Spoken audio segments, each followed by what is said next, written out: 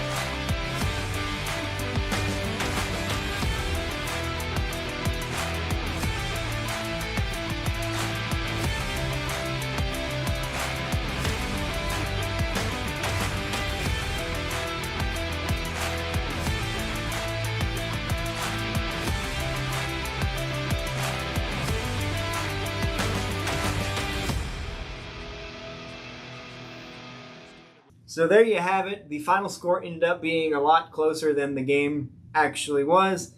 San Francisco coming out on top, 41-30. This was a weird one because both quarterbacks looked really good if you just look at their completion percentage and their yardage, but then their touchdown to interceptions ratio was a bit messier than we're used to seeing.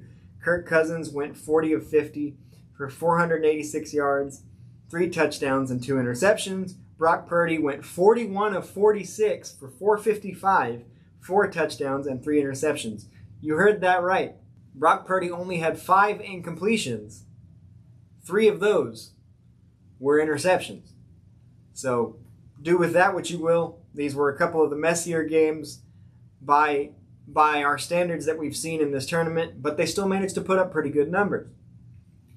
5 receivers managed to get over 100 yards, led by Brandon Ayuk of the 49ers, who, as of 7:15 on Thursday night as we are recording this, it just was reported that Ayuk is finally back with the 49ers, having just signed a massive 4-year extension.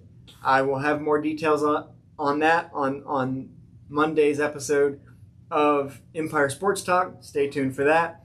But the virtual Brandon Ayuk led the way in this one with 17 receptions for 212 yards and 2 touchdowns. And as I said in the Bengals Divisional video, if this had been simulated as a playoff game, that would have been a record for receptions, but it's simulated as a regular season game until we get to the Super Bowl, so it's not.